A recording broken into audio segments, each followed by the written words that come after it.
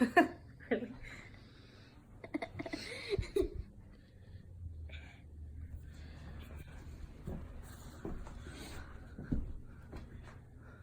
Hey guys, I want to sit here and talk to you guys about one of my favorite memories that I used to have. It was basically the early fall when everything's nice and cool in the mornings and you get the crisp, cool air. You wake up early, you make a big old pot of coffee, you throw on your favorite sweater, and you go out and have a cigarette or two. Nice peace and quiet before you have to get your kids up around for school for the day. The crisp, cool air, the cigarette, the quiet, everything was just perfect, and that was my favorite. I don't think I'll ever stop missing cigarettes, but I have had over a year and a half since I have quitted smoking. And I want everybody to know that it does get easier if you try to quit. I think everybody knows someone that smokes and is affected by smoking.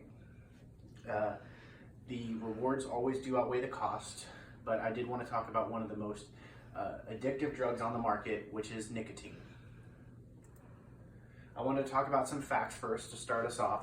According to the CDC and Oak Tree Center, cigarettes are in the top 5 most addictive drugs out there because of the nicotine, and that is ranked number 3. 1 in 5 Americans smoke cigarette, which makes it easy for everybody to know a smoker. Tobacco kills more than 6 million people a year, which is including secondhand smoke and even third-hand smoke. The tobacco industry spends more than $1 million per day on advertisement, which is included near schools and young people stuff because of gas stations and places where people go. Each day, more than 3,200 young people under the age of 18 will try smoking. Nearly 7 out of 10 smokers want to quit smoking cigarettes, but they don't.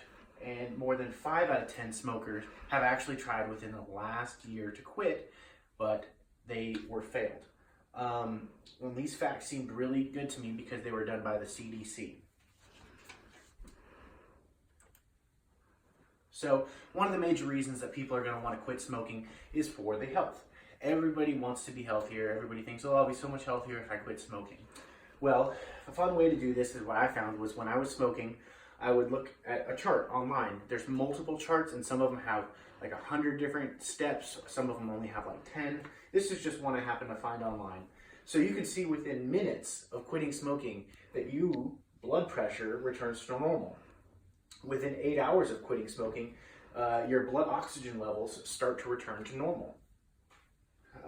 You reduce the risk of heart attacks and strokes and a bunch of other medical issues, including your blood circulation, erectile dysfunction, and a bunch of other medical issues that can be lowered because of quitting. Stronger lungs. Everybody misses the day when they could run forever, when they used to be able to keep up with their kids, when they could go biking and do all these fun things. Well, this is your chance to get it back, is you want the stronger lungs. And as I said earlier, nicotine is very, very, very addictive. So you're going to want to make sure that you take a break and get rid of the nicotine out of your system. It's going to be hard, but it's hard because there's over 4,000 burning chemicals in each cigarette that you smoke. Next, we're going to talk about the appearance and accountability. So basically, another reason why people want to quit smoking is because of the smell. You stink. Your car stinks, your house stinks, your clothes stink. Everybody stinks when they smell cigarettes. Next would be accountability. You're going to miss a bunch of events. You're going to miss your kid's shot on the goal. You're going to miss your daughter's report card or anything because you had to go out and smoke. Maybe you're going to be late for work because you had to have that first cigarette of the day. You just don't know. And then hygiene. Smokers stink. They have worse teeth. They have gum disease. A lot of things affect smokers a lot worse. They get dirt stains on their clothes. They burn cigarette holes. I mean, it's just all inclusive with that. And then secondhand smoke. Secondhand smoke is when you smoke near the presence of somebody. So if I was to have a cigarette near my children, they would get secondhand smoke. And there's even third-hand smoke, which can affect people.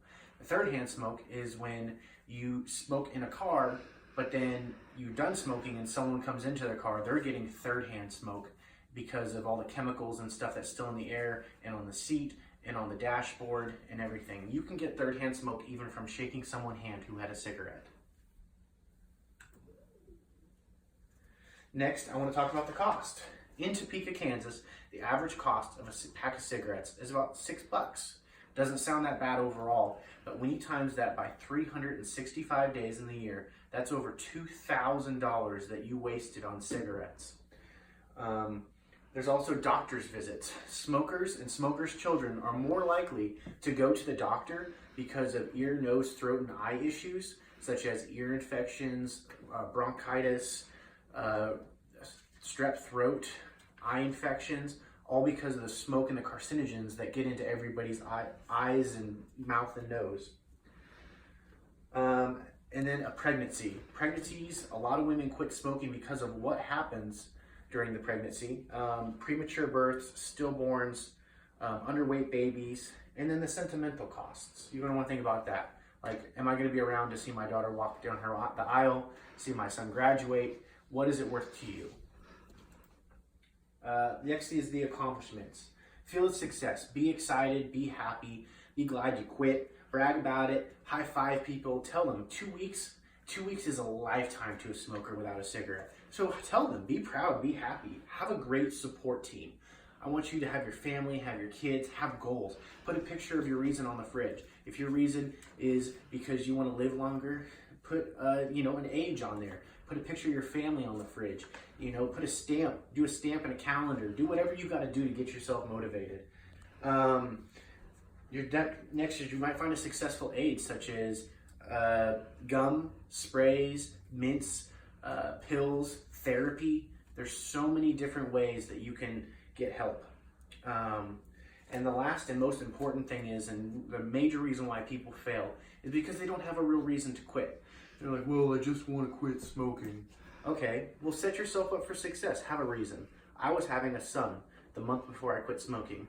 My stepmother died of small cell lung cancer because directly of smoking about 2 months before he was born. So I had some pretty good initiatives to get me to quit smoking.